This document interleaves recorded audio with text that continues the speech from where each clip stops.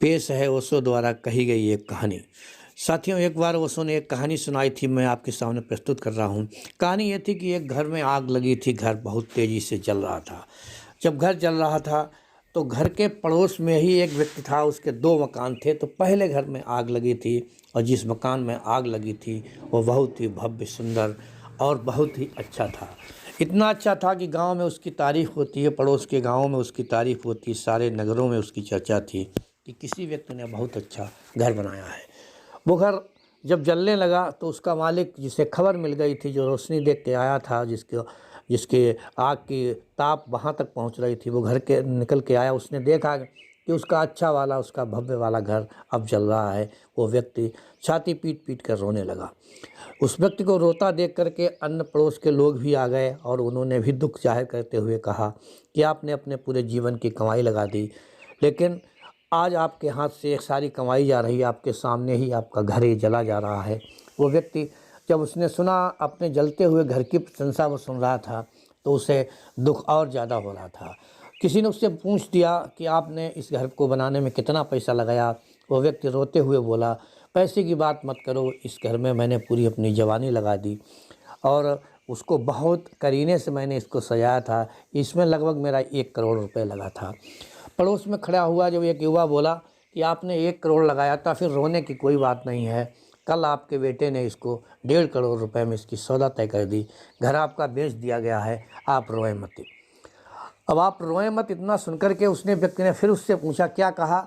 मेरे बेटे ने सौदा कर दी। कही, हाँ, आपका घर इतना शानदार था, इसको देखने के लिए लोग आते थे और कई लोगों ने इसकी कीमत लगाई।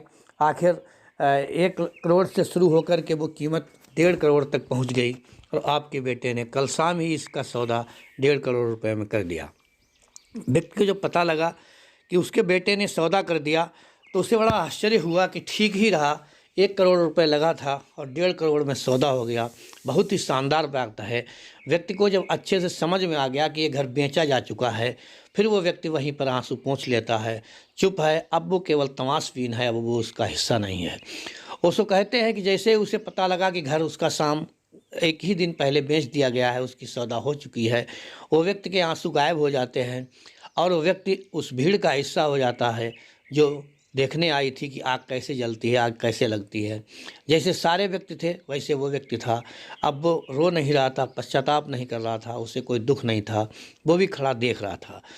अचानक क्या होता है कि उसका वो लड़का जिसने सौदा की थी, वो लड़का आता है और लड़का कहता है, पिताजी आप कितने निर्मोही हैं, निष्ठुर हैं, आप कितने बेअक्ल के इंसान हैं, आपको ये नहीं पता कि आपका घर जल रहा है और आप तमाशा देख रहे हैं। व्यक्ति क्या करता? उसने कहा, कोई बात नहीं, हम क्या कर सकते हैं, आग जल रही है, कोई बात नहीं है, जलने दो, अब इस घर में हमारा कुछ नहीं है। वो पुत्र अपने पिता को बुरा भला कहता है और बार बार ये कहता है कि कैसे व्यक्ति हो, कैसे मानुष हो, तुम्हारे अंदर दया के नाम की कोई चीज़ नहीं है। मकान जल रहा है और तुम इसने निश्चिंत खड़े हो, ये लगता है कि कोई आपत्ति नहीं है, लगता है आप पर कोई समस्या है ही नहीं। पिता जो है वो पुत्र को चूमना चाहता है, वो उसे कहता है कि तुम मेरे योग्य पुत्र हो। अब समझ में नहीं आता है भीड़ के कि आखिर मामला क्या है। पिता तो अपने पुत्र को गले लगाना चाहता है, वो उसे शाबाशी दे रहा है, अब पुत्र उसको बुरा भला कह रहा है। मामला समझ में नहीं आया। पिता आगे बढ़ता है, पुत्र के माथे को चूमता है और कहता है, तुम बड़े ही होनहार पुत्र हो। मैंने तो 1 करोड़ रुपए का मकान बनाया था, लेकिन तुमने इसको 1.5 करोड़ में बेच दिया। मैं सारी ज़िंदगी और भी मेहनत करता, फिर भी 50 लाख रुपए यूँ सरलता से ना कमा पाता, लेकिन आपने बहुत अच्छा किया, इसको 1.5 करोड़ में बेच दिया। मकान पीछे चल रहा था, पिता पुत्र की बात चल रही थी। ओशो कहते हैं, पुत्र छिटक कर अलग खड़ा हो जाता है और कहता है कि कैसे 50 लाख, कैसा 1.5 करोड़, कैसा 1 करोड़, मैं कुछ समझ नहीं पा रहा हूँ। तभी पिता कहता है कि अभी अभी मुझे पता लगा था, पहले मैं आया था, मैं भी तुम्हारी तरह बहुत परेशान था, बहुत व्याकुल था, मैं भी चाहता था कि मैं रोऊं, मैं चिल्लाऊं, मैं छाती पीटूं, लेकिन जब मुझे पता लगा कि कल आपने इसका सौदा कर दिया है, वो भी 1.5 करोड़ रुपए में, कितने अच्छे पुत्र हो, कितने अच्छे तुम व्यापारी बनोगे जो आपने 1 करोड़ का माल 1.5 करोड़ में बेच दिया। लेकिन तब जब मुझे पता लगा तो मेरी सारी चिंताएं, मेरे सारे दुख मिट गए और मैं खुश हो गया कि चलो मकान जल जाए कोई बात नहीं, अपना नहीं जल रहा है, अब किसी दूसरे के चल रहा है, मुझे तो पैसा मिल ही गया।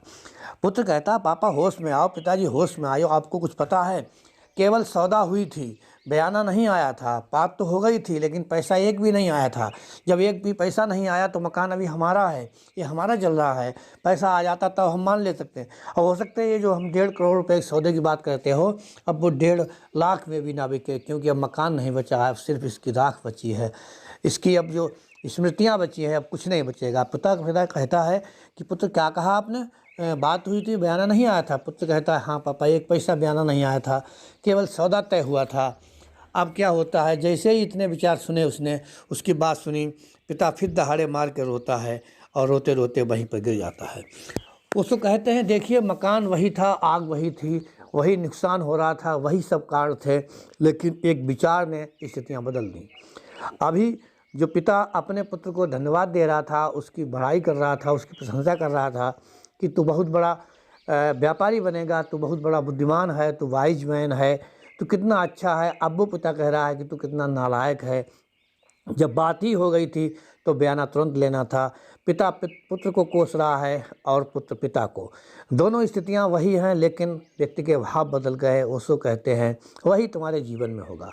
जब तुम किसी से अटैच होगे, जब मैं और मेरा का भाव होगा, तो पूरी ज़िंदगी आपको कष्ट ही उठाने हैं। क्यों, जहाँ जहाँ तुम मैं और मैं मेरा का शर्त लगाओगे, जिस चीज़ को तुम मानोगे कि ये मेरी है, बस वो मेरा दुख का कारण है, ना किसी व्यक्ति क्या कोई कारण है, ना किसी वस्तु का कोई मोल है, ना किसी परिस्थिति का कोई मोल है। मोल है आपके मैं और मेरेपन का।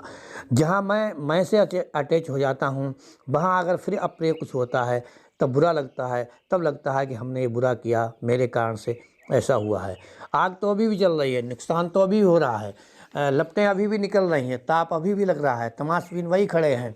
लेकिन उन तमाशबीन के खड़े होने के बावजूद भी जो घटना बदलती है वो कि मकान मेरा है, जल रहा है तो कष्ट की बात है, मकान मेरा नहीं किसी दूसरे का है तो कष्ट की बात नहीं है। उसको कहते हैं यही हमारा जीवन है। जितने ज़्यादा हम मैं से अटैच होंगे, जितने ज़्यादा मैं करूँगा, जितना ज़्यादा मेरा है, ये मेरा है, वो मेरा है, ये हम करेंगे, तो जीवन में कष्टों के अलावा कुछ नहीं है, जीवन में विसंगतियों के अलावा कुछ नहीं है, जीवन में समस्याओं के अलावा कुछ नहीं है। जिस दिन आप मैं और मेरे से अलग हो जाएंगे, उस दिन आप सही ज़िंदगी पाएंगे। फिर आप चीज़ों का मूल्यांकन किसी दूसरे अर्थों में करेंगे, फिर आपके लिए वो चीज़ें बहुत अच्छी होंगी और वो बहुत अच्छी चीज़ें हमेशा अच्छी बनी रहेंगी यदि आपने अपने आप को इस से हटा लिया। अगर आप अपने आप को नहीं हटा पाए, फिर आप कुछ नहीं कर सकते हैं, फिर आप हमेशा इससे जूझते रहेंगे कि क्या मेरा है, क्या तेरा है, और आपका जीवन सिर्फ कष्टों में बिताने के लिए हुआ है। फिर आप उस जीवन का आनंद नहीं ले पाएंगे जो रियल जीवन है, जो प्राकृतिक जीवन है, जिसके लिए तुम इस तरह पर आए थे। फिर आप मैं और अपने में पढ़कर ही सारा जीवन गंवाएंगे और आंसू बहाएंगे। उसको कहते हैं कि जीवन की शुरुआत यहीं से होनी चाहिए और अंत यहीं पर होना चाहिए, कि हम यहाँ के केवल एक राही हैं, हम यहाँ रहने वाले नहीं हैं, हम सिर्फ यहाँ से गुजर रहे हैं। ये जीवन एक रास्ता है, उस रास्ते से चलकर हम कहाँ पहुँचना चाहते हैं, उस रास्ते चलकर हम वहाँ पहुँचना चाहते हैं जहाँ दुखों के सागर हैं, जहाँ दुखों की नदियाँ हैं, जहाँ दुखों के पहाड़ खड़े हैं, या हम इस जीवन के रास्ते चलकर वहाँ पहुंचना चाहते हैं जहाँ आनंद के सागर हैं, आनंद की लहरें हैं, आनंद की झीलें हैं, आनंद की महा प्राप्ति है। ये हमें खुद तय करना है। आपको गुजरना तो है, ऐसा हो ही नहीं सकता है आप इस संसार में आए हैं और गुजरे ना, आप अपनी यात्रा को शुरू ना करें। आपको यात्रा शुरू करनी पड़ेगी, लेकिन रास्ते दो ही हैं। जब आप एक रास्ते को चुनते हैं तो आप परम आनंद को प्राप्त होते हैं, परम गति आपकी होगी। यही परम गति है जहाँ पर मेरा कुछ नहीं है, मेरा फिर सब कुछ है।